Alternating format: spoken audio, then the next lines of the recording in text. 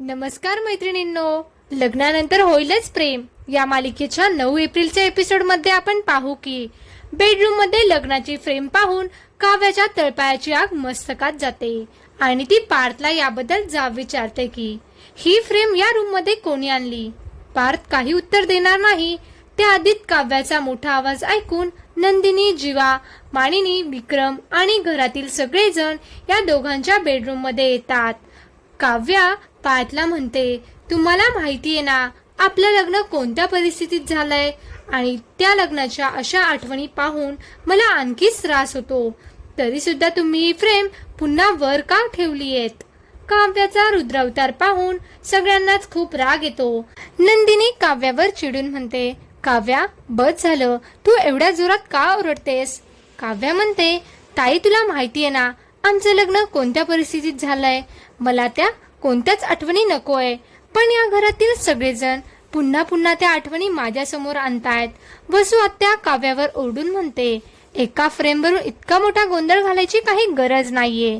तर काव्या तिलाही गप्प बसवते आणि पार्थला विचारते, ही फ्रेम कोणी तयार करून आणलीये. भूषण सांगतो, मी आणलीये.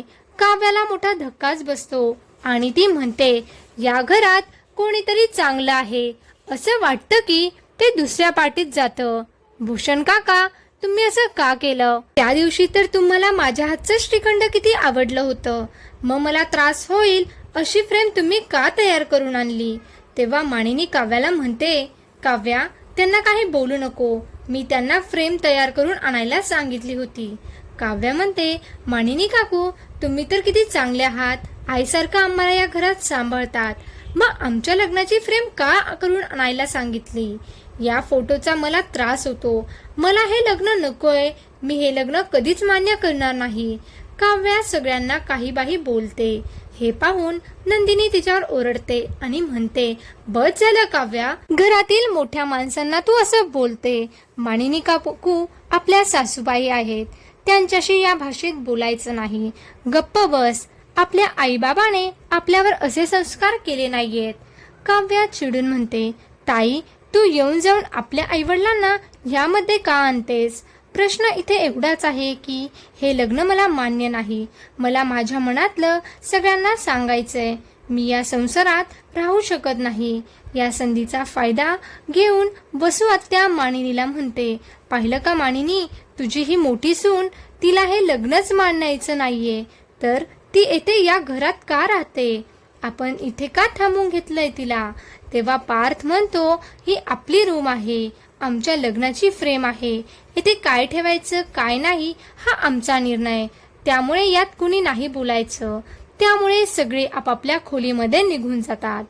थोड्या वेळानंतर आरुषी नंदिनीला कॉल करते आणि विचारते, मला आईला सूप तयार करून द्यायचंय. नंदिनीला हे ऐकून आश्चर्य वाटतं की आरुषीला सूप बनवता येतं. ती म्हणते, कितीही आपल्या जवळचा माणूस असला तरी त्याच्याबद्दल अनेक गोष्टी माहीत नसतात.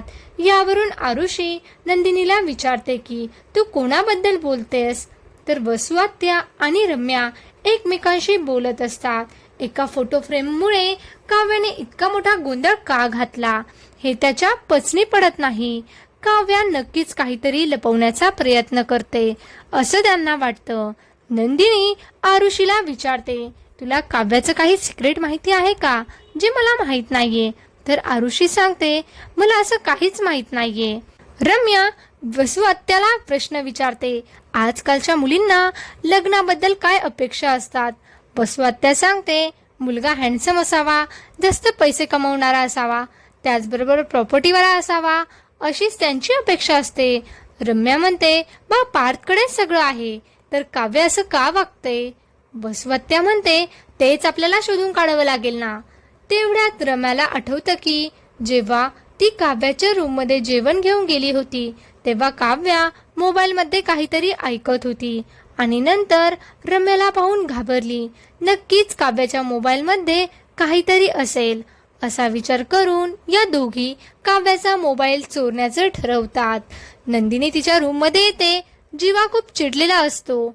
नंदिनी जीवाला बेडशीट टाकण्यामध्ये मदत करायचं ठरवते, परंतु जीवा सगळं अस्तव्यस्त करतो. जीवा एवढा का चिडला आहे हाच प्रश्न नंदिनीला पडतो.